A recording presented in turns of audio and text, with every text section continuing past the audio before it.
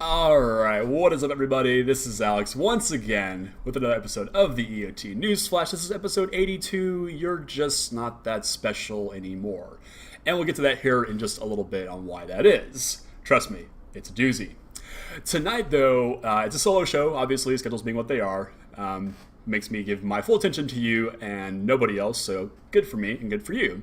And tonight is all about Ixalan spoilers. We are fully in, I guess you could call it pre-spoiler season because they officially start next Monday, but Wizards decided to break their silence on the apparent leaks that we saw a couple months ago. If you were on Imager or any Facebook group that was, Magic related, you probably saw the very blurry cell phone-esque picture of what looked like uncut foil sheets of Ixalan and a couple of more close-up shots that made the cards a little bit more easy to read.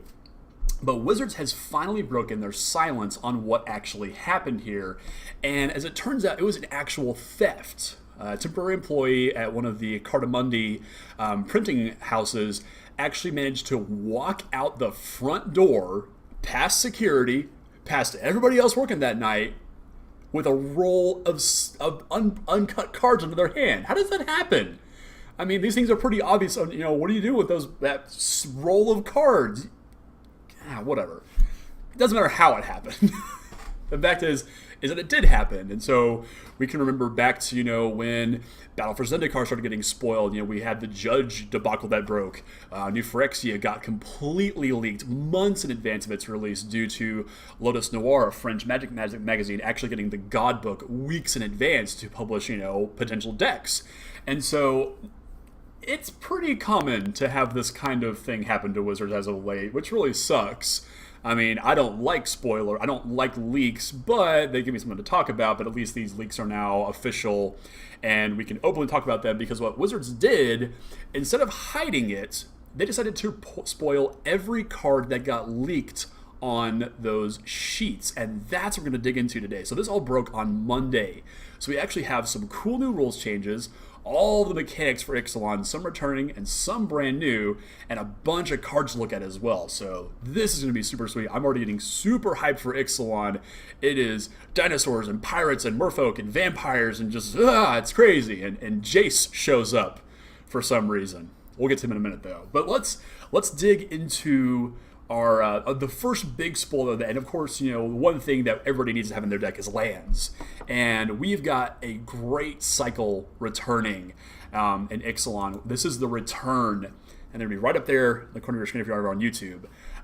The return of the Buddy Lands, the core set Buddy Lands, Glacial Fortress, Rootbound Crag, Sun Petal Grove, Drowned Catacomb, Dragon School. Some of these things were legal for M10 through M13, I think, and as cool as the art was on those, these just look a little bit more badass. There's even a dinosaur that Dragon School Summit is made out of. Like, that's so cool.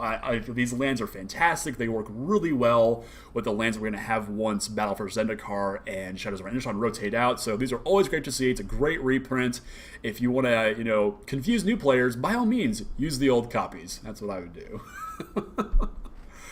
But let's dig into mechanics, and let's look at our first mechanic, and this is a brand new mechanic for the Sun Empire, which are all of the dinosaurs on Ixalan, and this is the mechanic Enrage. And Enrage basically says, whenever this creature is dealt damage, you do a thing. So we have a Ripjaw Raptor here. It's a 2/3 for a 4/5 rare creature dinosaur with Enrage. Whenever it's dealt damage, you draw a card.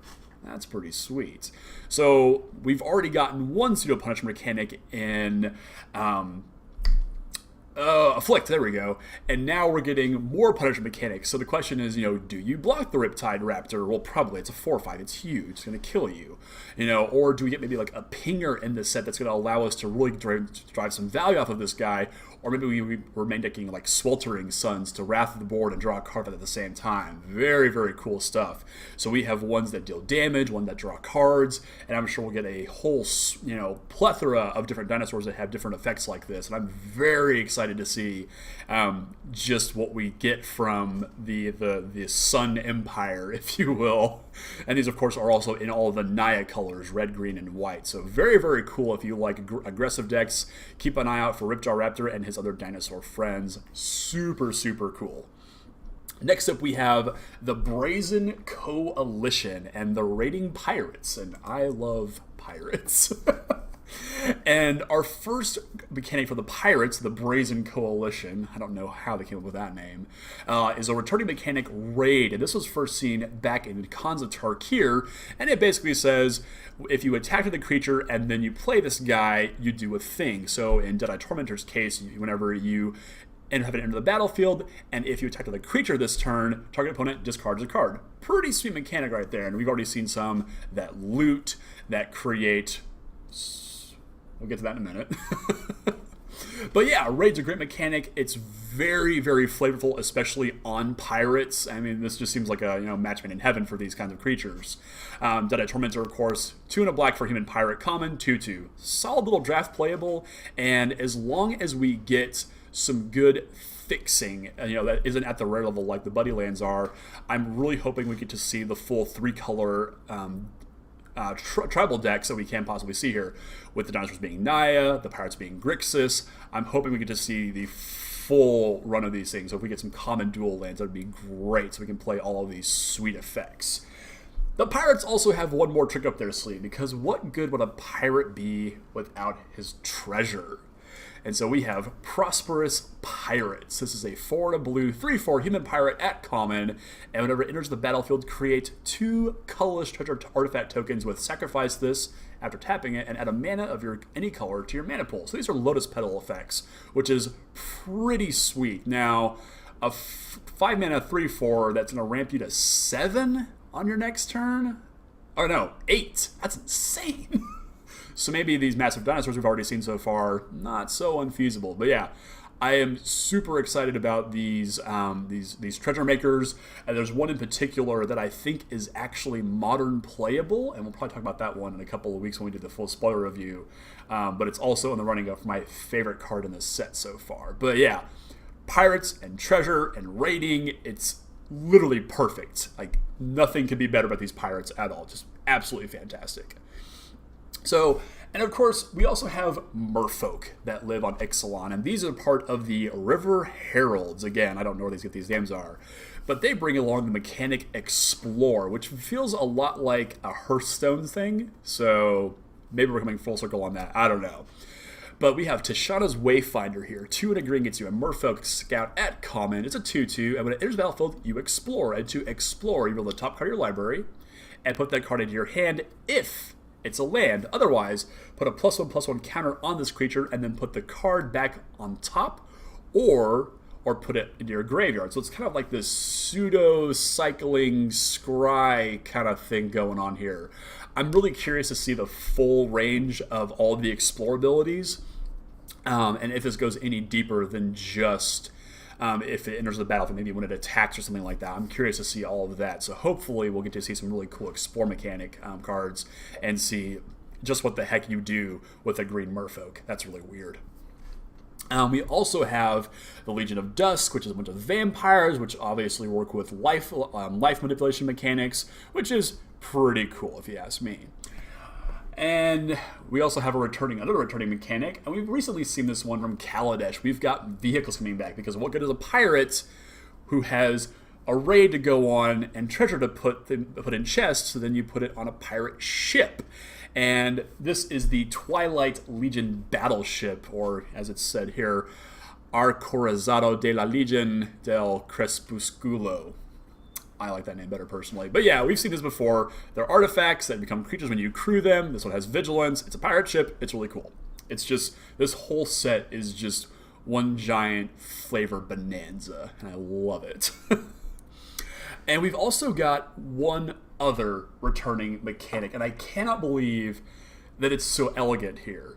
And I'm going to actually have to kind of readjust the display for this, because otherwise it's not going to look right. But we have double-faced cards returning. So here is Treasure Map, and this is a rare artifact for 2 generic mana, and you can pay 1 and tap it to scry 1. So look at the top card of your library, put it on the bottom of your library, or the top of your library. And then you put a landmark counter on Treasure Map. If there are 3 or more landmark counters on it, remove those counters, transform it, so we're flipping the card over again, and create 3 color treasure tokens, and then have the effect on them. And what the backside of Treasure Cove actually is pretty interesting because it's a land. And we're going to reveal it to you guys here real quickly. Look at that. Treasure Map becomes Treasure Cove. A land that taps to add for a colorless mana, and you can tap it and sacrifice a treasure and draw a card. That's really cool. There's a rumor going around that before the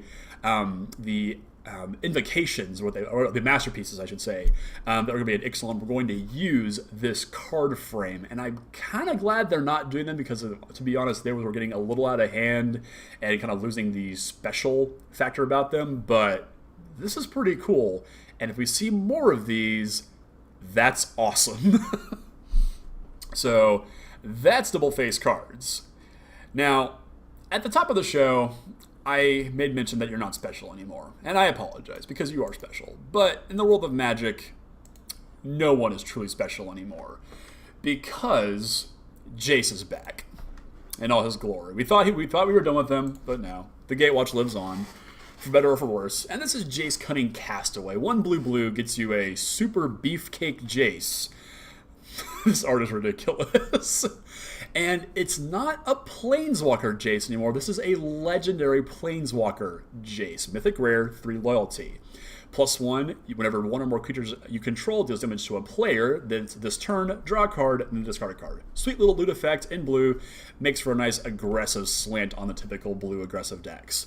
-2 creates a 2/2 blue illusion creature token with, when this creature becomes the target of a spell, sacrifice it. Note how that doesn't say ability. Typically illusion creatures get sacrificed on spell or ability targeting, so these make these things a little bit more durable. It's the ultimate, though, and this is throwing literally years of Planeswalker rulings completely out the window. When those were first revealed in Lorwyn, the original Lorwyn 5, up until the change where the legend rule no longer applied, they're changing it again for Planeswalkers, and this has some really interesting implications moving forward for Magic in general. -5, create 2 tokens that are copies of Jace Cunning Castaway, except they're not legendary. That's interesting. So all of a sudden you have 2 Jace Cunning Castaways, and you ultimate those, and you have 4, and so on and so forth. Interesting fact, this goes infinite with Doubling Season, and what you do with all those Jaces is really up to you, but you can probably figure it out. But here's what's going on here. They're changing the way the legendary works for Planeswalkers. Typically it is, if you play one Planeswalker, like a Jace the Mind Sculptor, and then play Jace Brent's Prodigy, and it flips into Telpath Unbound, you have to sacrifice one of those Jaces because they cannot exist at the same time. That's out the window. So much like you could have a Thalia Guardian of Thraben and a Guardian the Heretic Cathar on the board at the same time, you can now have Jace the Mind Sculptor, Jace Telpath Unbound, Jace Unraveler of Secrets, Living Guild Pact, Balerion, Architect of Thought, literally all on the board at the same exact time, and nobody's gonna bat an eye. That's a thing now. So that Gideon Tribal deck that I was laughing about in Modern, yeah, that's a thing. I have no idea what has prompted this, because this has got to be the most insane rules change ever, and the implications it has are massive. We're going as far back as Vintage.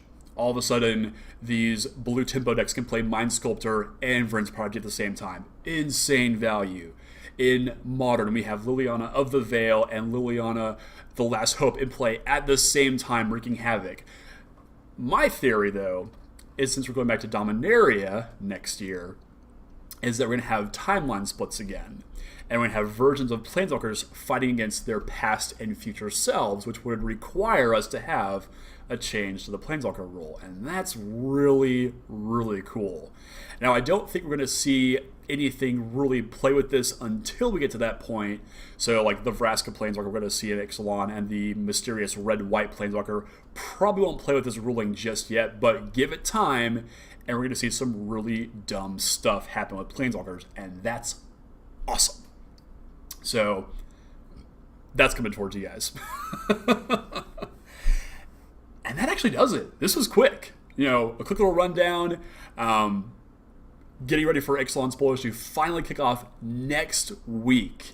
And we're going to be digging into all the new spoilers. I can't wait to see, all the mythic rares, which I've already seen a couple of them, and we'll save those for next week so we can really get the rest of the guys' input on those.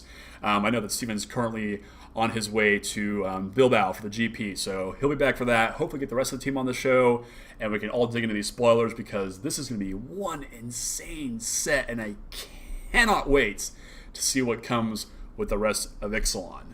So, thank you for watching tonight. Thank you for listening over on the MTG Cast. Catch us every week over there. And you can also check us out on Facebook. Just look for the EOT Newsflash. Also on Twitter, at EOT Newsflash. Over on Twitch and YouTube, just look for the EOT Newsflash. Also look for mine and Steven's and Sean's streams. You can find us under Busted Sleeves, as Spell Pierce, and EOT Newsflash. I will hopefully be drafting the newly revealed Modern Cube very, very soon, and also taking part in the Flashback Standard Gauntlet featuring World Wake and every Jace the Mind Sculptor deck ever created. I'm super excited for that. But yeah, until next week, guys, this has been fun. Thanks for watching, and y'all have a good night.